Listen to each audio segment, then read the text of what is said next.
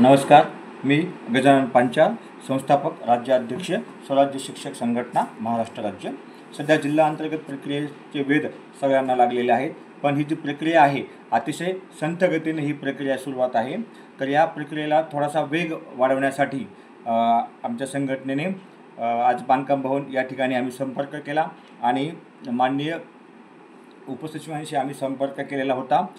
यामध्ये आम्ही विनंती केली की यापुढे प्रत्येक संवर्गाला जे शासन आदेशात जे 4 दिवस दिलेले आहेत फॉर्म सबमिट करण्यासाठी, त्याचा कालावधी कमी करता येईल का याबाबत जेव्हा बोलणं झालं त्यावेळेस आम्हाला असं स्पष्टीकरण मिळालं की हा जो कालावधी आहे तो कालावधी कमी करता येणार नाही, कारण तसा उल्लेखच शासन आदेशामध्ये आहे आणि एवढा टाईम त्या पोर्टलला लागणारच आहे. त्यामुळे हा कालावधी कमी करता येत नाही अशा प्रकारचं स्पष्टीकरण माननीय बांधकाम भवन या ठिकाणाहून आपल्याला मिळालेला असल्यामुळं तर हा कालावधी जी शंका होती आपल्या मनावर तो कालावधी आपल्याला कमी करता येत नाही अशा प्रकारचं स्पष्टीकरण मिळालेलं आहे. त्याचप्रमाणे ही जी संत गतीने प्रक्रिया चालू आहे तर आम्ही त्या ठिकाणी विनंती पण केलेली आहे की यापुढे बदली प्रक्रियेसाठी सुट्टीच्या दिवशीसुद्धा काम झालं पाहिजे अशी मागणी आपल्या संघटनेमार्फत आपण केलेली आहे. आतापर्यंत इलिजिबल शिक्षकांच्या याद्या जवळपास सर्व शिक्षकांच्या याद्या प्रसिद्ध झालेल्या आहेत. प्रत्येक जिल्ह्याच्या याद्या ह्या आपण पाहिलेल्या आहेत त्या इलिजिबल शिक्षकांच्या याद्या. हे इलिजिबल शिक्षकांच्या याद्यामध्ये मी तुम्हाला पुन्हा सांगतो, यामध्ये जे संवर्ग 1 आणि संवर्ग 2चे शिक्षक आहेत अशा बांधवांचा समावेश या यादीमध्ये करण्यात आलेला नाही.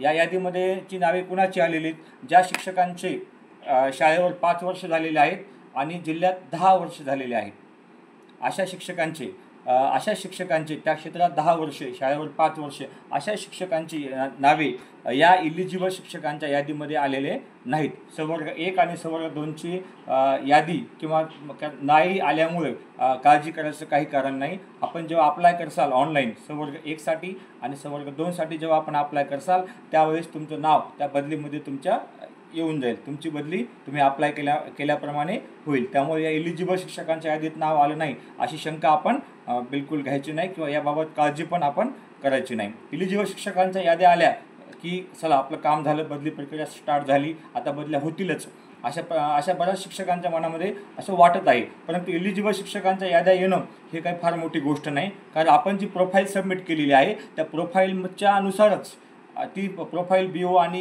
सगळ्यांनी म्हणजे अपडेट पाहिल्यानंतर पाहून चेक केल्यावर जी यादी तयार झालेली आहे ती इलिजिबल शिक्षकांची यादी, म्हणजे आपल्या माहितीहूनच ती यादी त्यांनी त्या पोर्टलने त्या ठिकाणी आलेली आहे.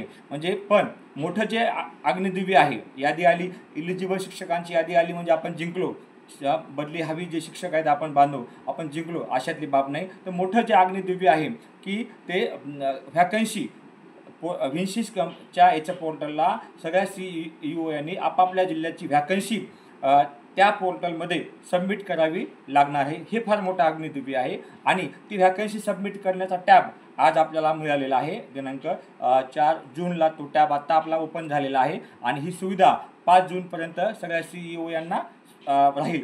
उद्या रात्रीपर्यंत ती सुविधा राहील. त्याच्यामध्ये आपण ती माहिती भरायला खूप काही टाईम लागत नाही. कच्चा ड्राफ्ट सगळ्या ऑफिसला जर तयार असेल तर ते ताबडतोब ही माहिती भरू शकतात. परंतु प्रॉब्लेम जो सुरू आहे संच मान्यतेचा जी समस्या आहे त्या समस्येला तोंड खालील शिक्षण अधिकाऱ्यांना द्यावं लागणार आहे, त्या CEOना द्यावं लागणार आहे. सर्व शिक्षक कसे आपल्या जिल्ह्यामध्ये बसतील याची सुद्धा काळजी त्यांना घ्यावी लागणार आहे. त्यामुळं हे मोठं अग्निदिव्य आहे.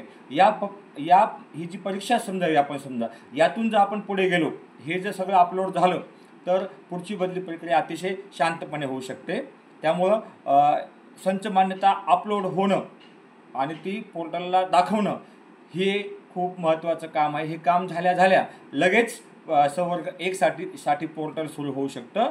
4 जून ते 5 जूनसाठी व्हॅकन्सी अपलोड करण्याची सुविधा सगळ्या CEO यांना व्हॅकन्सी अपलोडसाठी 2 दिवस दिलेले आहे. परंतु यामध्ये सुद्धा एखादा दिवस वाढू शकतो, याची शक्यता आपण नाकारू शकत नाहीत, कारण हे काम झाल्याशिवाय बदली होऊ शकत नाही. पोर्टलला कोणते गावं आहेत, कोण बदली पात्र आहेत हे सगळं सांगितल्याशिवाय ऑनलाईन सबमिट केल्याशिवाय बदली प्रक्रिया पुढे होऊ शकत नाही. ही प्रक्रिया संपली की लगेच पोर्टल सुरू होईल. कुठेही बदली प्रक्रिया थांबलेली नाही. हे मोठं संच मान्यतेचं जे अग्निदिव्य आहे हे आपल्याला सगळ्या CEO यांनी जवळपास सगळीकडे तयार ठेवलेलं आहे आणि ते आज आणि उद्या नक्कीच ते त्या ठिकाणी अपलोड करतील अशी आपण आशा बाळगूया. आणि हे पण आपलं जे ही पण जो टप्पा आहे तो पण टप्पा पुढे आपण जाऊ शकतो. मग त्यापुढे सध्या मान्य न्यायालय सध्या बंद आहे. ते 9 जूनपासून मान्य न्यायालय उघडू शकतं. कारण सध्या नवीन केसेस फक्त ज्या अतिशय खूपच आवश्यक केसेस असल्याशिवाय मान्य न्यायालय केस समजा उघडू शकत नाही. त्यामुळं याच्या पुढे सुद्धा आपल्याला जे बदली हवी शिक्षक आहेत त्यांना मोठ्या संघर्षाला सामोरं जावं लागणार आहे. कारण केसेससुद्धा आता पडणार आहेत ह्या जवळपास, असा अंदाज आहे आपला की जे एकाच ठिकाणी ठाण मांडून बसलेले आहेत असे छोटे छोटे शासन आदेशातील जे काही बाबी आहेत त्या बाबी मान्य न्यायालयापुढे ठेवून हे या बदली प्रक्रियेला स्टे आणण्याचा प्रयत्न नक्कीच काही शिक्षक करतील. ज्यांना जे ठाण मांडून बसलेले आहेत अशा प्रकारचे काही बांधव हे नक्कीच करतील. आणि त्यासाठी मान्य न्यायालयात जाण्याचा अधिकार प्रत्येकाला आहे. आणि डिफेन्स समजा बदली हवीच आहे त्यासाठी बदली का आवश्यक आहे यासाठी सुद्धा आपली पण बाजू आपण मान्य न्यायालयामध्ये आपण नक्कीच मांडणार आहोत. त्या बाबतीतली सर्व तयारी आपल्या आपण केलेली आहे वकील साहेबांशी सुद्धा. कारण हा जो डिले झालेला आहे शासनाने जो काही कालावधी आहे टाइम टेबलचा त्याप्रमाणे प्रक्रिया स्टार्ट केली होती. परंतु काही प्रकरणे मान्य न्यायालयामध्ये पेंडिंग असल्यामुळं शासनाने थोडंसं थांबले होते.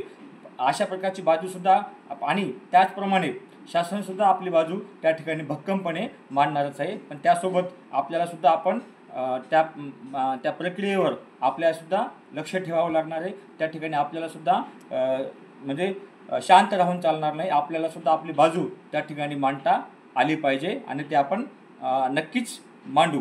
या प्रकारे फक्त ह्या अडचणी अशा येतील ह्या दोन्ही अडचणी आपण कंप्लीट आपण त्याला सामोरे जाऊया.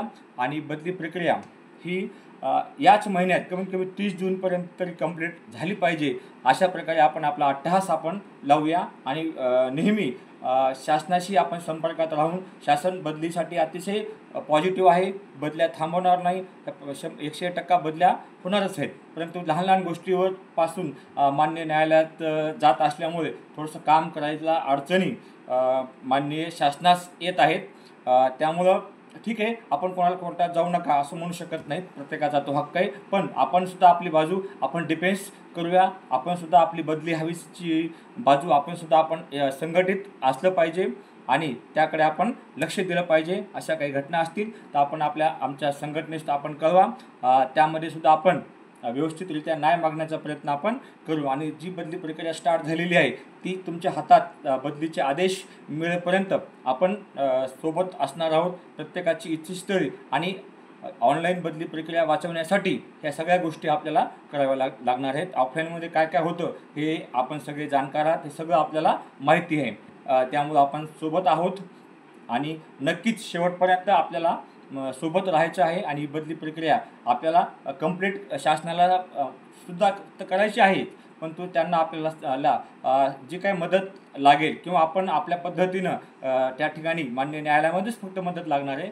त्या ठिकाणी आपण आपली बाजू मांडूनसुद्धा म्हणजे मान्य न्यायालयाला सुद्धा वाटलं पाहिजे की काही शिक्षकांना बदल्या नको तर का खूप काही शिक्षकांना बदल्या हव्या आहेत हे पण त्या ठिकाणी आपल्याला दाखवून द्यावं लागणार आहे. आपण सतत नेहमी मान्य शासनाच्या संपर्कात आहोत. तेथील आपण अपडेट घेत असतो आणि आज विनंती पण आपण केलेली आहे. आणि अशा प्रकारे ही बदली प्रक्रिया नक्कीच कमीत कमी या महिन्यामध्ये संपली पाहिजे यासाठी आपण प्रयत्न करूयात. आणि शासनसुद्धा त्या पद्धतीनं काम करत आहे. अशा पद्धतीनं जे काही आतापर्यंत जे काम आहे किंवा ज्या काही शक्यता आहेत त्या मी तुम्हाला सांगितलेल्या आहेत. आपण जे काही काम करत आहोत या कामासाठी आपण सतत प्रयत्नशील असतो बदली प्रक्रियेसाठी. त्याचप्रमाणे हा जो व्हिडिओ आहे हा माझा व्हिडिओ काही प्रोफेशनल अजिबात नाही. फक्त तुम्हाला ताबडतोब हा व्हिडिओ तुमच्यापर्यंत पोहोचायचा असेल तर तुम्ही तो व्हिडिओ आपले जे कोणते काही शिक्षक मित्र आहेत त्यांच्यापर्यंत तुम्ही हा व्हिडिओ लाईक करून पुढे पाठवू शकता. सतत आपल्या सोबत स्वराज्य शिक्षक संघटना असणार आहे. धन्यवाद.